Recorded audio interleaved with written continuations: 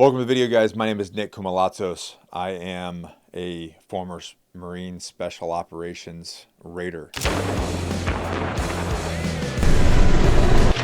I served in the military from 2000 to 2012, and the majority of that was with 2nd Force Reconnaissance, 3rd Recon Battalion, and then Marine Special Operations Command at 2nd Marine Raider Battalion. I call it during the fun years, 2000 to 2012, it's during the fun years. And then I bounced out right when things started getting even more silly. There's a reason why guys in Special Operations can handle the chaos in life. It's not built out of luck. It's not built out of motivation. It is built out of repetition. It is built out of stress inoculation, and some of it is personality basis. But here's the great news with developing this mindset is you don't need to wear a uniform to be able to develop it. You don't have to even serve in the military to be able to develop it. The reality is there are certain things that you can do in your life, and you can self-induce stress and situations and planning and procedures to be able to develop this. And that's kind of what I want to talk to you guys about this. So what does it really mean? It really means about having a mindset that is a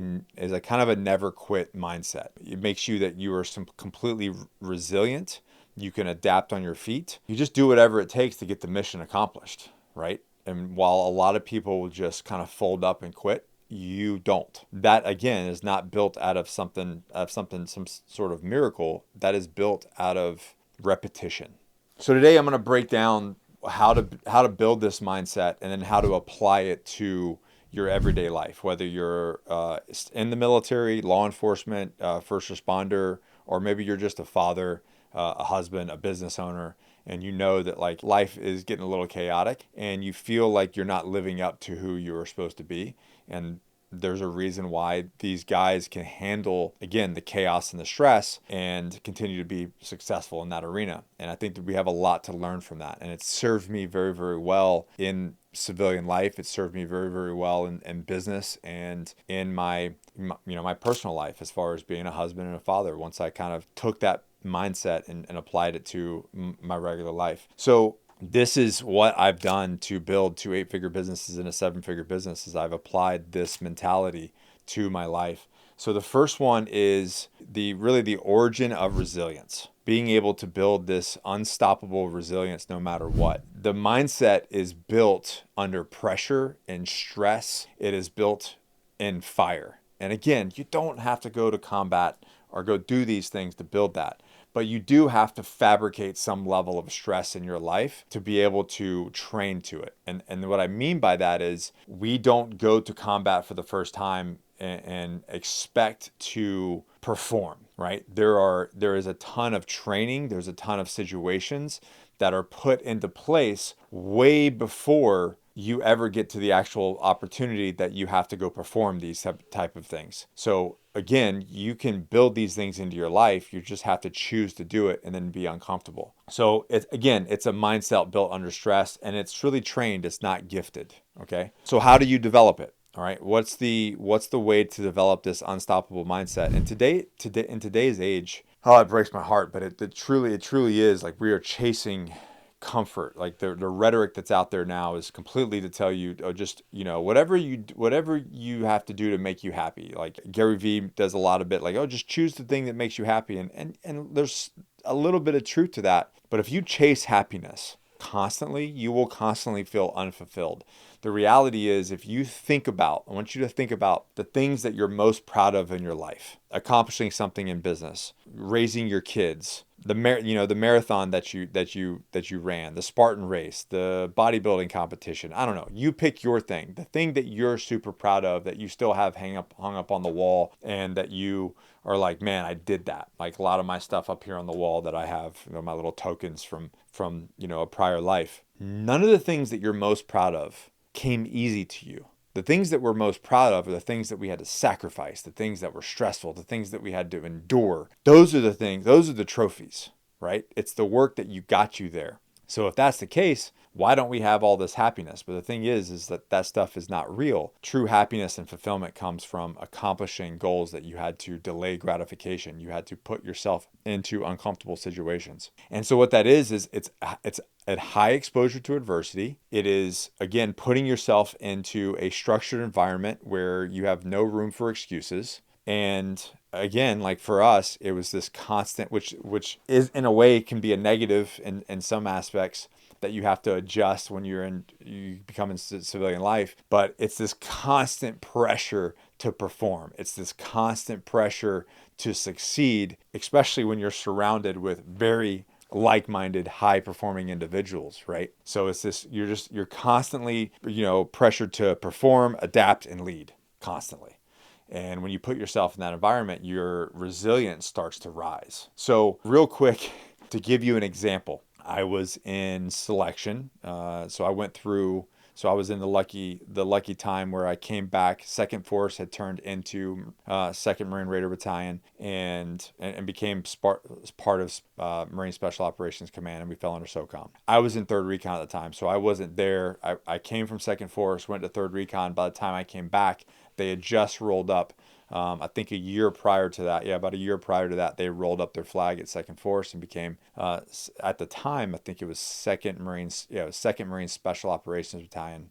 And then a few years down the road, it became Second Raider Battalion, naming convention wise. But I missed the cutoff, so they told me, like, Nick, you're gonna have to go back through selection. I was like, what the hell? I was a staff NCO. I just came back from recon, being a platoon sergeant. I came into a team. I was an element leader. Nonetheless, you're going to selection. Some of the guys that were cadre in selection hadn't even gone through selection, and they were junior to me. And one of them was on my team.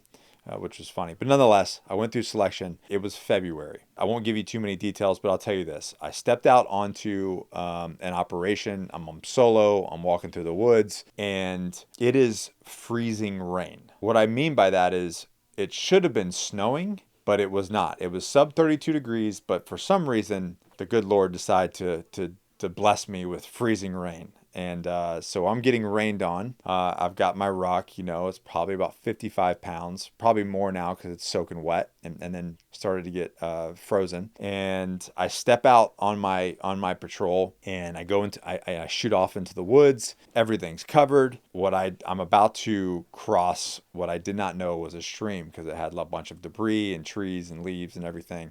And it had a layer of ice that the water had frozen over, and all the debris was on top, but it was still there. And this was going to be probably about a 10-hour day. Okay, just to give you a heads up, a 10-hour day. And as I'm walking over it, the ice breaks, and I fall through to my waist, nuts and all, into the freezing cold water. And that's how I start my day out. Now, and I will be honest with you, as a staff NCO coming from this community, I was like, oh man, we have all these guys running around the woods. It's freezing rain. Like, they're definitely going to do a weather call and pull us in. Not a fucking chance in the million years. They let it play out. They were like, let it ride, run the play. These guys got to run through it. And so, I just kept doing my thing. But it was like within the first 10 minutes of being out in the woods, I fall into this thing. And then if you guys ever know, those of you that have done this, your camis, my bottoms, my trousers, just turned into ice trousers. So the rest of the day, I'm just walking around in frozen, wet trousers. But I tell you that story is because that is kind of like one of many extremes, that a day that you're like, okay, 10 minutes in, my nuts are in my chest because they're frozen, and I still have to go 9 hours and 50 minutes in this day on this patrol by myself and not hype out. And the reality is, you just keep freaking moving. Sip water and you keep moving, you go through it. And so that's an example of how you build resilience. So when you come to a day where something doesn't go right, you're like, well, at least I'm not getting shot at, and I'm not walking around in frozen trousers getting pissed on by 30-degree rain for the rest of the day. You get my point. Now we're getting into the key pillars of the special operations mindset. And the first one is a really big one. The adaptability and flexibility. You have to be able to adapt. Now, don't get me wrong. We plan, there's movies about this, that the planning is insane. The amount of prep, the amount of rehearsals, the amount of SOPs. But we have this saying where no plan survives first contact, meaning you step out onto your patrol, your mission, and you start taking shots, and then pretty much the plan goes to shit, and then you go right back into initiative-based tactics based off your training. You know what I mean? Your SOPs and how you handle that sort of thing. Life is not going to go to plan. It's just not. That's the reality. Life is not going to go to plan. It's 100. You still have to plan. You still have to have SOPs. You still have to have contingencies, but you still have to do all these things. But majority of the time, your plan's going to go to shit, and you have to be able to adapt to whatever the situation is around you. For instance, we're patrolling in Fallujah one time, and we were going to hit this house. We had intel that there was a guy that we were going to wrap up, and he had left, and he wasn't there. But we got word that he was somewhere else. Now, we had planned, now as the point man on this patrol, I was the team leader, and my team was leading this patrol, and I was a team 1 team leader. And majority of the time there, I would build the routes and everything. And so I built this meticulous route. We had checkpoints. I knew I had this grid reference system, and I knew all the houses. And this is the urban area of Fallujah, for those that you have, know about it or looked it up. So I had planned my infill route and then my exfil route. And but then now we're doing something off the cuff, right? That's going to happen. That's pretty standard. So you have to quickly be able to adapt, look at where you're going, figure out what possible ways to get there, entry points into a building, because now you're basically doing an impromptu raid on a thing that you didn't train for, right? So that's going to happen in life as well. So being able to be flexible, be adapt, stay stoic during that times, and then just pivot and be able to make moves in your life. Mental toughness and emotional control. Man, mental toughness in special operations is not what a lot of people think. It's not a lot of chest beating and loud voices and yelling. What you guys see with like all of the vibrato that maybe, and sometimes I've done it for videos and for different things, it's a show. It's a show, and it's to put people on their heels in a way that creates stress. But the reality is, true mental toughness isn't about yelling or chest pounding. It's about being calm, cool, and collective under pressure. That's true mental resilience. Maintaining calm while leading a team under fire, your gears failing. For instance, there were times that, we would get in what we called troops in contact, right? A tick. And then we would be under fire, and then shit, man, the radio would go down, and we'd have no comm, or SATCOM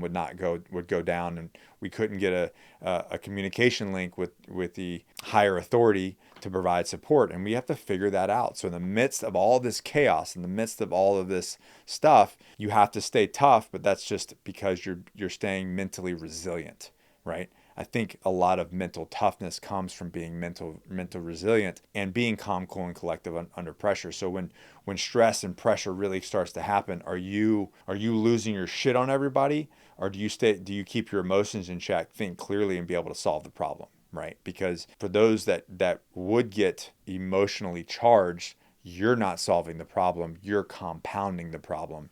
And it's crucial during these times to stay, as a leader, to stay calm, cool, and collective, and stay focused on the task at hand, which is solving whatever problem is in front of you. And then the third thing under these key pillars is your mission focus and goal orientation. And I've talked about training. We've trained so much. God dang. There was a time where T-Homie, if you're watching this, I love you, but our platoon sergeant, who later became when I became platoon sergeant, he was my company off chief. We showed up to the range. We were in a CQB package, close quarter battle, like learning how to clear houses and whatnot. And we get there, like we started the range, I want to say at like 5 a.m. So we're 5 a.m, and I want to say it's past midnight, and we are just, there's probably like one time that one guy screws up something in the house. Like we do this whole raid, and one guy doesn't dig his corner. He's like, get back, reset, do the whole thing over again. And we did that over, I want to say we were on the damn range for like 24 hours that day. And then we had to start the next day, that morning, right? And so guys are getting pissed, but he was like, we are not messing this up. You are going to do this over and over and over and over and over until you get it right. And you know what? Because of that, we were the tightest platoon. We executed flawlessly, and eventually we did do it until it was It was perfect. And he wouldn't set it. So my point of mission focus and orientation is we didn't just train to train, we trained to win. We trained to accomplish this goal. That's how you need to live. And now for us, when I have goal setting, when it comes down to with Johnny Slicks, with the Agoge, sit down with John, I sit down with Josh, and we're talking about the goals. We're talking about what the task at hand is. And everything revolves around executing the plan to achieve the objective. And it's not about emotion. It's about what is the training, what is the required to accomplish this objective in our life and our business. It doesn't matter your idea or my idea. The idea that gets us closer there, or the training or the requirement that gets us there, is what's going to get the job done. So I take our own emotions, and maybe my idea is shite. Maybe it's his. It doesn't matter. What is the goal on the board? What is the training and requirements that we need to get there to make that goal happen? And then we execute from there. So building your own resilience outside of this, right? So building your own resilience. The first thing is your mindfulness and your self-awareness. The battle starts with you. Going through any sort of selection, becoming mentally resilient. Like, the first battle is in your own head. It's your own weakness. It's your own limiting beliefs. It's your own self-doubt. That is the battle. It's the man in the mirror. There is no external force against you. Even if there is, it's not really against you. Your worst adversary and your best advocate is the man staring at you in the mirror. It is you against you 100% of the time. And I know that if anybody who's pushed themselves to another level, and especially in this arena, knows that it's that inner voice. It's the inner critic. It's the one that says, maybe I don't have this. People quit, right? This prior job of mine that we're discussing is all volunteer. At any point, whether I'm in the unit with the MOS or in selection, I can raise my hand at any time, and go, I don't want to do this anymore. That's it. I can tap out at any time. Anybody who's told you that they've gone through a selection process and never once thought about quitting is a complete and utter fucking liar. Because we all think about it. Majority of us think about it in the pool, all right? When you're going through pool training or water training. Water is a great equalizer of men. But nonetheless, my point being is the battle is in your own head.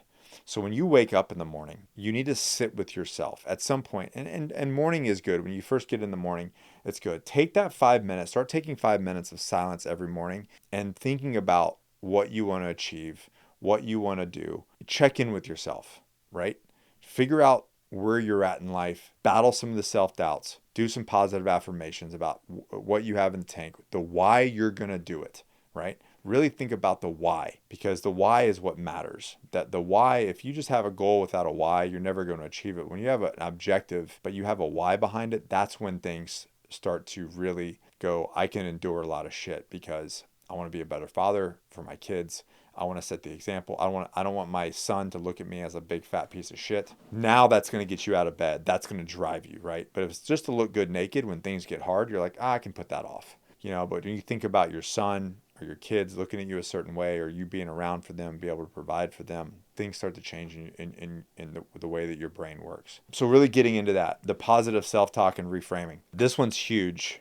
Every ruck run that I did, every iteration, every patrol, there's always something little voice in your head saying you don't have what it takes, you're not enough. And unfortunately, this is a different story, which I've told many times, but I got to tell on another video, is that little voice saying that you don't have what it takes and maybe this isn't the job for you, or maybe you should just quit, is the same voice that if you allow to get loud enough will walk you off, take a long walk off a short pier, or cause you to eat a bullet. It really is. That voice is not your friend, and you should do everything you can to quiet him. And we call it the inner critic, and you can never get rid of him. You can put him in the trunk of your car, and you can put the inner advocate, the one that advocates for you, the one that says you do have what it takes, the one that says you've got this, right? The one that's your cheerleader. That's where you put that guy in the passenger seat of the car, and you let him be the passenger, versus the shithead that's telling you that you're not enough and gives you all the reasons why you're not enough. So it's very crucial that you stay away from negative self-talk and you replace that with positive affirmations. And I know it sounds a little hippy-dippy, but it's the reality, and it's the difference between people who make it and people who don't. Okay, the third thing for this, for building your own resilience, is breaking your objectives into small wins. I like to use 90-day blocks as my teaching. So something I talk about in the Agoge, something I talk about with my tier 1 clients is really breaking your objective down into a daily task. The easiest one that we can talk about is losing weight. So say I want you to lose 30 pounds in 90 days. Okay. This is a reality. You can do this. So, but 30 pounds in 90 days, and I've done this, I've done more than that, can be overwhelming. All right. It really can be overwhelming. But the reality is it's only 10 pounds a month. Nick, that's a lot. Okay. Well, it's 2.5 pounds a week. You see where I'm going? I don't have to worry about 10 pounds a month. I don't have to worry about 2.5 pounds a week. I gotta worry about 0.33 pounds a day. If I can lose 0.3 or 0.33 or 0.35, I don't remember what it was, but one of those, all I have to worry about is today. So today, if I can, what do I got to do around that? Okay. I got to lose 0.33 to 0.35 pounds a day. That's doable. Okay. That's a chunk that I can do, right? It's a fraction of what I've got to lose. It's not a big deal. That just means I need to get my steps. I need to drink my gallon of water. I need to eat my macros and then do whatever training I have planned that day. That's it.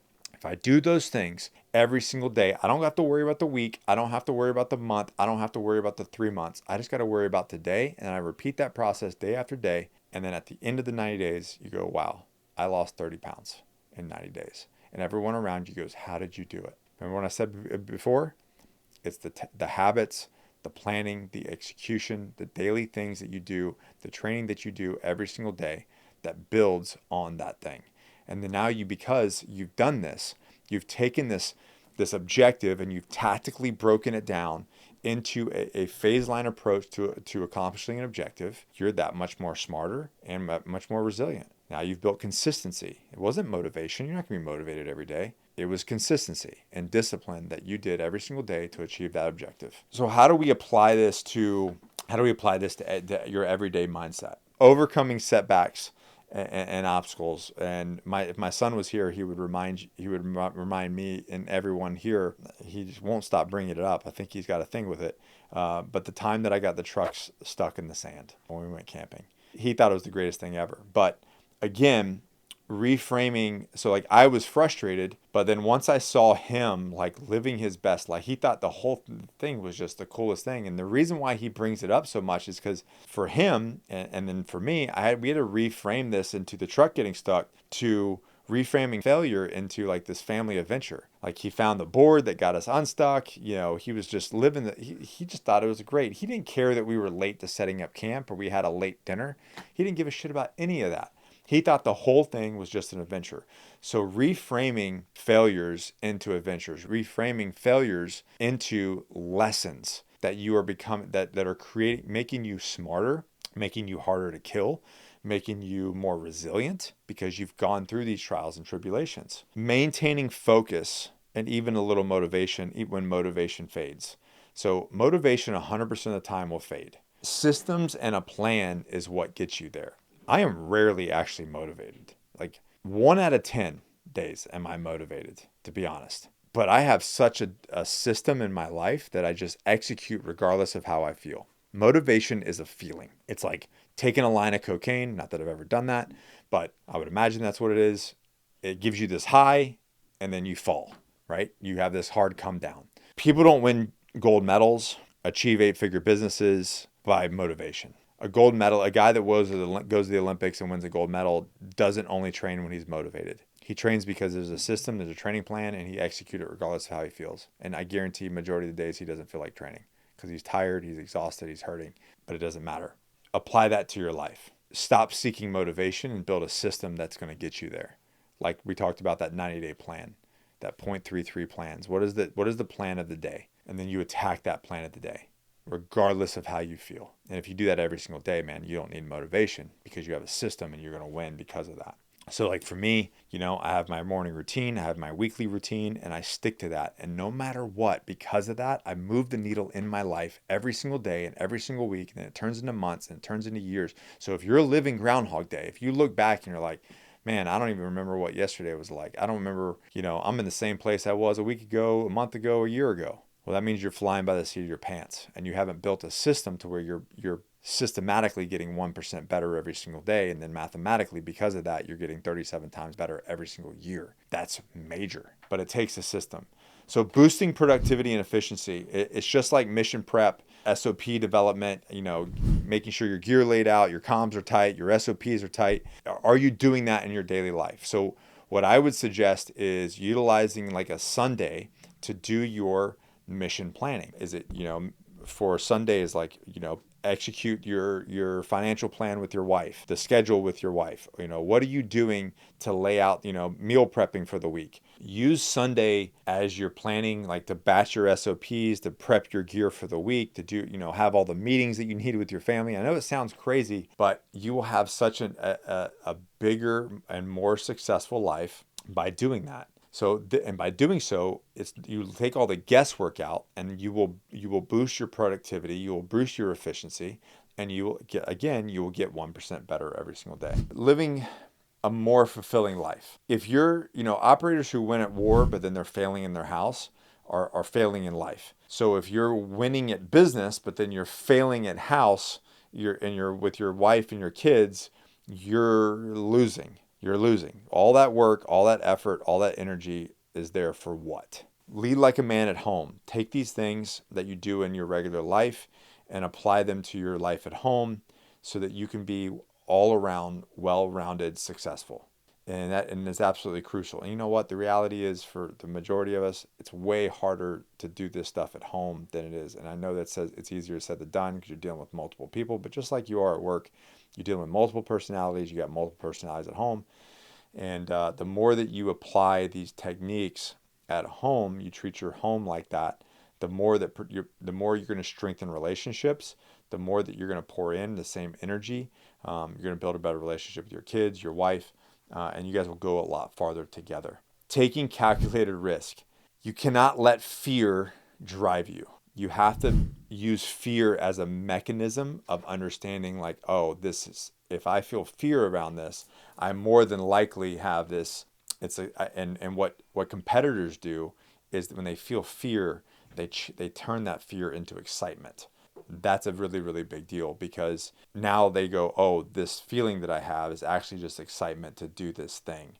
By doing that, you're able to take calculated risks. For instance, I left special operations, I contracted for a while, then I started my first business. I could have failed. And you know what? My first business, I do consider a failure. But that failure led me to the next one, which was the never quit, never surrender attitude. That I used to say that all the time: never quit, never surrender, always forward. And because that's my mentality of constantly moving forward and driving the needle forward no matter what. Because of that, I landed on Johnny Slicks. We started that with $400 and turned it into an 8-figure business. And the last 8 years, I had 8 businesses at one time. I downsized them to 3 businesses, and now there's two 8-figure businesses and a 7-figure business. But that was me taking calculated risks, betting on myself, and then creating that never quit mindset. Nothing is going to be handed to you. You have to take calculated risk. You have to put yourself out there in this place that you might fail. And if you do fail, it's okay. It's okay. Failure is not final.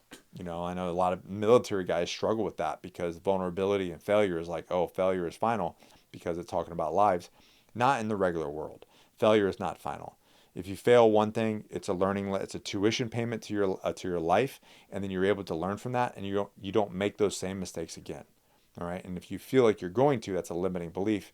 And then that's a whole separate conversation that you need to do my limiting beliefs course. And then finding purpose in daily life. Like, you don't need a battlefield to be a warrior. You need purpose. I don't think people are broken. I don't think people need motivation. I think what they need is a job. I think they need a mission. They need something to attack. And when they have that, they wake up every morning with a little bit of fire underneath them. You need a purpose. That's one of the things that we do in the Agoge, is we realign them, we build them up through discipline, and then we drive them through purpose. And your purpose and your income your purpose and your income doesn't need to be the same thing. A lot of people say, like, oh, well, whatever your purpose is, that's where you should make your money. Not necessarily. You can have a job making money, and that money drives your purpose. So, but you do need to have a purpose, and if you don't know, you need to do some self-searching and figure out what that is for you. Otherwise, it's a very miserable life. So again, you don't need to have a rifle to be a warrior. You don't need to be in special operations to be a warrior. You don't need to be one of these guys to have this kind of mindset.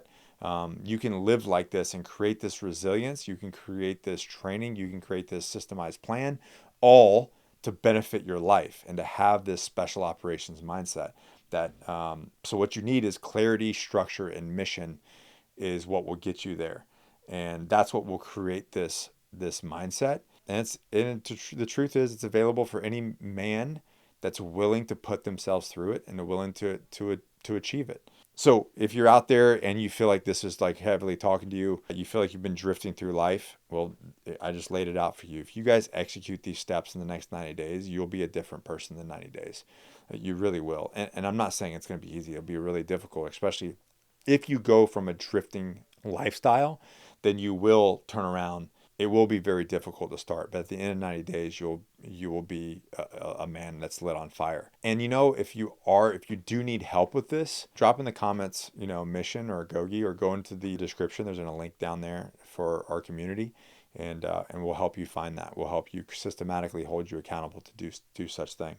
So anyways, hope you guys liked the video. If this resonated with you, do me a favor, smash the like button, share this with a friend, and drop it, drop it in the comments. Let me know what you think, and I look forward to seeing you in the next video. Never quit, never surrender, always forward for the throwback. Hey guys, thanks for watching. I really appreciate that. Remember to like it. Remember to drop me a comment. I want to respond to it. I'm actually the one responding to the comments. And if you like this video, you're going to absolutely love this one right here.